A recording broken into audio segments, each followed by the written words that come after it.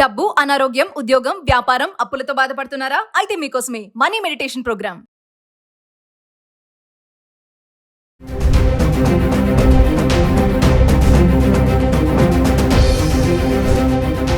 నమస్కారం, నేను మీ అడ్వకేట్ సంగీత. కేరళకు చెందిన నిమిష ప్రియని మొత్తానికి ఎట్టకేలకు యమన్ ప్రభుత్వము ఉరిశిక్షను వాయిదా వేయడం జరిగింది. ఏదైతే ఉందో కౌన్సిల్ అలాగే అక్కడ ఉన్న జైలు అధికారులతోటి యమన్ ప్రభుత్వము, మన కేంద్ర ప్రభుత్వము వీరందరూ కూడా చర్చలో పాల్గొనడం జరిగింది. అంతేకాకుండా రెండు కుటుంబాలకు సంబంధించిన ఫ్యామిలీ మెంబర్స్ కూడా, ఇటు నిమిష ప్రియకు ఫ్యామిలీకి సంబంధించిన తల్లి అలాగే భర్త, అలాగే ఏదైతే తలారు ఉన్నారో తలారు ఫ్యామిలీకి సంబంధించిన కుటుంబీకులు కూడా ఆ చర్చలో పాల్గొనడం జరిగింది. ఈ వారి షరియాత్ ప్రకారంగా ఉన్న బ్లడ్ మనీ రూపేణా, అంటే ఎవరైతే మరణించారో ఆ కుటుంబానికి కొంచెము డబ్బును ఇచ్చేసి క్షమాభిక్ష కోరే విధంగా కూడా సుప్రీంకోర్టు ఆల్రెడీ సూచించడం జరిగింది. దాని పక్షాననే వాళ్ళు బ్లడ్ మనీకి యాక్సెప్ట్ చేశారు అని చెప్పి వార్తలు కూడా వినిపిస్తూ ఉన్నాయి. ఈ నేపథ్యంలోనే వారు ఉరిశిక్ష ఏదైతే ఉందో అది వాయిదా వేయడం జరిగింది. కానీ ఎన్ని రోజులు వేశారు, ఎప్పటి వరకు అనేది మాత్రం దానిపైన ఇప్పటి వరకు స్పష్టత లేదు.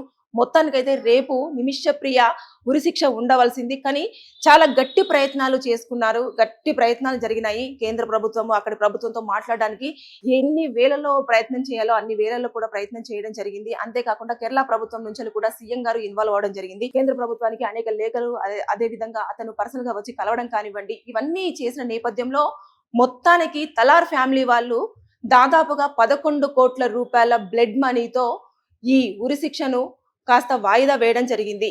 కానీ దీనిపైన పూర్తి సమాచారం ఇంకా కొంచెం కూడా రావాల్సి ఉంది. ఏదేమైనా సరే రాష్ట్ర వ్యాప్తంగా, దేశవ్యాప్తంగా, జిల్లా వ్యాప్తంగా కూడా నిమిష ప్రియ ఎవరు, ఆవిడకి ఎందుకు ఉరిశిక్ష వేశారు, ఉరిశిక్ష నుంచి ఎలాగైనా సరే ఆవిడని కాపాడాలి అంటూ వచ్చిన ఎంతో మంది దీవెనలే అయి ఉండొచ్చు. ఆవిడని మొత్తానికి ఎట్టకేలకు ఉరిశిక్ష నుంచి కాస్త మినహాయింపు చేయడం జరిగింది. అంటే కౌన్సిల్ వాళ్ళు పాల్గొన్నారు. అందులో కూడా మత పెద్దలు, మత గురువులు వీళ్ళందరూ కూడా, ఎవరైతే తలార్ ఫ్యామిలీ ఉందో వారందరూ కూడా మత గురువులు, ఎవరైతే గిరిజన గురువులు ఉన్నారో వారితో మాట్లాడిన తర్వాతనే వారు ఏ నిమిష ప్రియ ఫ్యామిలీ మెంబర్స్ తో మాట్లాడడం కానివ్వండి, అంతేకాకుండా ఎవరైతే కేంద్రం నుంచి వెళ్ళే అధికారులు ఉన్నారో వారితో చర్చలకు రావడం కానివ్వండి, ఇదంతా జరిగింది అని చెప్పేసి కూడా మనము చూస్తూ ఉన్నాం. ఏదేమైనా సరే కానీ 7 సంవత్సరాల నుంచి వారు ఎన్ని ప్రయత్నాలు చేసినా కలవలేదు. కానీ ఇప్పుడు అందరూ మూకుమ్మడిగా, ఇటు కేంద్ర ప్రభుత్వం, కౌన్సిల్, అటు జైలర్ వాళ్ళు, తర్వాత నెక్స్ట్ ఇటు కుటుంబ సభ్యులు, అంతేకాకుండా కొంతమంది ఎవరైతే స్వచ్ఛంద సంస్థలు ఉన్నాయో స్వచ్ఛంద సంస్థలు, అధికారులు వీళ్ళందరూ కూడా ఇన్వాల్వ్ అయి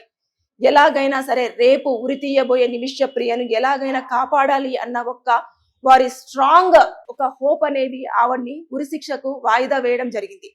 మొత్తానికైతే ఈ ఉరిశిక్ష అనేది క్యాన్సిల్ చేసి రెండు కంట్రీస్ కు ఉన్న సంబంధాలు ఏవైతే యమన్ ప్రభుత్వానికి కానివ్వండి, అలాగే మన ఇండియాకి కానివ్వండి ఉన్న దౌత్య సంబంధాలన్నీ కూడా ఇంకా కొనసాగించాలి. కాబట్టి ఆ నేపథ్యంలోనే ఇటు రెండు అధికారులు కూడా, రెండు కంట్రీస్ కి సంబంధించిన అధికారులు కూడా చర్చలో పాల్గొని దౌత్య సంబంధాలన్నీ కూడా మనం కంటిన్యూ చేయాలి, ఎలాంటి ఇబ్బందులు రాకుండా ఉండాలి అన్న నేపథ్యంలోనే చర్చలు అనేవి చాలా స్ట్రాంగ్ గా జరిగినాయి. దాదాపుగా ఒక 2 నుంచి 3 గంటల పాటు చర్చలు జరిగిన తర్వాతనే కుటుంబ సభ్యులు ఆ బ్లడ్ మనీకి 11 కోట్ల బ్లడ్ మనీకి యాక్సెప్ట్ చేశారు అన్న వార్తలు అయితే మనము బయటికి చేసింది. మొత్తానికి ఎట్టకేలకు నిమిష ప్రియ ఈ ఉరిశిక్ష నుంచి బయటపడి మన ఇండియాకి రావడానికి అన్ని ప్రయత్నాలు అధికారులు చేయడం జరుగుతుంది. అంటే అక్కడ ఏదైతే శిక్షను అనుభవించిందో అసలు ఆవిడ తప్పు ఏమీ లేదు, ఏదో అనుకోకుండా ఇచ్చిన ఇంజెక్షన్ వల్ల చనిపోయింది. కాబట్టి దాన్ని మన తరపు నుంచి ఎవరైతే ప్రభుత్వం నుంచి అధికారులు ఉన్నారో వారందరూ కూడా దాన్ని ఎక్స్ప్లెయిన్ చేయడానికి అన్ని రకాల కూడా వారికి ఉన్న కన్వే చేయడం జరుగుతుంది. వారి ఇన్ఫర్మేషన్ ప్రకారం, అలాగే వారు ఎక్కడెక్కడికి వెళ్ళారు, ఎంతెంత ఇన్ఫర్మేషన్ తీసుకున్నారు ఆ ఇన్ఫర్మేషన్, అలాగే ఏదైతే నిమిష ప్రియకు సంబంధించిన save the Nimisha Priya action దాని కౌన్సిల్ ప్రకారంగా కూడా వచ్చిన ఫండ్స్ ఇవన్నిటిని చూపించారు. ఎంత ఫ్యామిలీ మెంబర్స్ కూడా స్ట్రగుల్ అవుతున్నారు. ఇవన్నీ అంటే తను అనుకోకుండా తన పాస్పోర్ట్ అక్కడ లాక్ అయిపోయింది కాబట్టి పాస్పోర్ట్ తీసుకునే నేపథ్యంలోనే తలార్కి మత్తు ఇంజెక్షన్ ఇవ్వడం జరిగింది. కానీ చంపాలన్న ఉద్దేశం లేదు. ఆ భయపడిన నేపథ్యంలోనే ఆయన్ని పూర్తి స్థాయిలో చనిపోయారు కాబట్టి అక్కడి నుంచి వెళ్ళి శవాన్ని మాయం చేయాలి అన్న ధోరణిలోనే కొంచెం క్యూరియాసిటీగా ఆలోచించారు తప్ప ఇంకా మిగతాది ఏమీ లేదు. ఒకవేళ పారిపోదామని ప్రయత్నం చేసినా కూడా ఇమీడియట్ గా దొరికిపోయారు. సో ఈవిడని కొంచెం క్షమాభిక్ష పెట్టండి, క్షమించండి, దీనికి ఎలాంటి శిక్షలు వేసినా కూడా అనుభవిస్తారు. కానీ ఇలాంటి మరణ శిక్ష మాత్రము ఎట్టి పరిస్థితుల్లో మీరు వెయ్యొద్దు అని చెప్పేసి అధికారులు అనేక రకాల యాంగిల్స్ లో నుంచి కూడా ఈ రెండు అధికారులు, అలాగే కౌన్సిల్, జైలర్స్, రెండు కుటుంబీకుల మధ్యలో కూడా చర్చలు చాలా వరకు జరిగిన నేపథ్యంలోనే అన్ని వాదనలు విన్న తర్వాత ఎవరైతే మత పెద్దలు మత గురువులు ఉంటారో వారి నేపథ్యంలో ఈ డిసిజన్ అనేది తీసుకోవడం జరిగింది. సరే, ఇప్పుడు రేపు జరగబోయే ఉరిశిక్ష ఏదైతే ఉందో దాన్ని వాయిదా వేస్తూ మాత్రం మొత్తానికి ఒక స్పందన మాత్రము మనకు వచ్చింది. మొత్తానికి ఆ ఉరిశిక్ష అనేది వాయిదా వేశాము.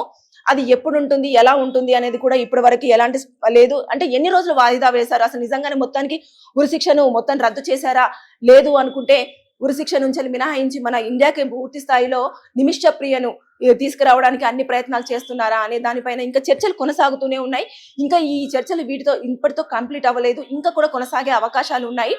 మళ్ళీ ఇంకొకసారి కూడా అధికారులు మళ్ళీ ఒకసారి చర్చకు వెళ్ళడానికి ఉన్నాయి. ఎందుకంటే మనం ఎక్కువగా కూడా యమన్ దేశానికి చాలా వరకు కూడా హెల్త్ పరంగా కానివ్వండి, జాబ్స్ పరంగా కానివ్వండి, అలాగే అక్కడ మ్యాన్ పవర్ పరంగా కానివ్వండి, మనం ఆ దౌత్య సంబంధాలు అనేవి కూడా చాలా ఎక్కువ స్థాయిలో మనం ఇప్పటి వరకు కూడా యమన్ దేశానికి మన దేశం నుంచి వెళ్ళి చాలా వరకు హెల్ప్ జరిగింది. కాబట్టి అటు నుంచి వెళ్ళి ఆ గవర్నమెంట్ నుంచి వెళ్ళి ఇటు ఈ గవర్నమెంట్ నుంచి ఆ గవర్నమెంట్ అన్ని రకాలుగా కూడా హెల్ప్ తీసుకోవడం జరుగుతుంది. కాబట్టి ఆ నేపథ్యంలోనే ఈ చర్చలు కొంచెం సఫలీకృతమైనాయి అని చెప్పేసి మనం భావించవచ్చు.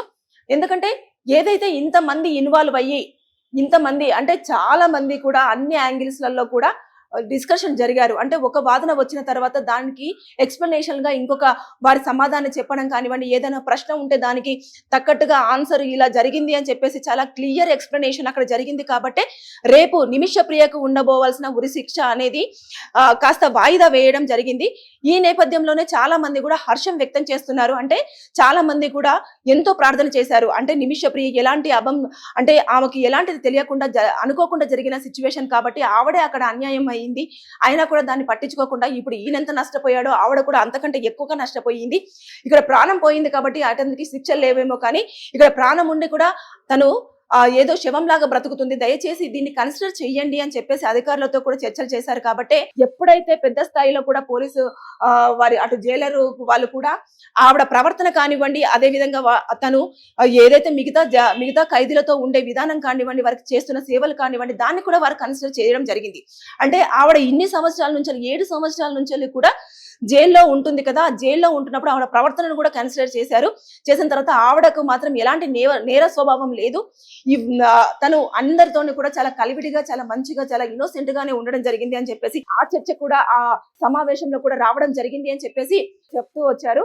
మొత్తానికి ఓవరాల్ గా చూసుకుంటే మాత్రం రేపు నిమిష ప్రియ కుటుంబ సభ్యులు కానివ్వండి, 2 దేశాలకు సంబంధించి నిమిష ప్రియ బ్రతకాలి అని చెప్పేసుకున్న ప్రతి ఒక్కరు కోరుకున్న వారందరికీ కూడా కొంచెం హ్యాపీ న్యూస్ అని చెప్పేసి మనం చెప్పుకోవచ్చు.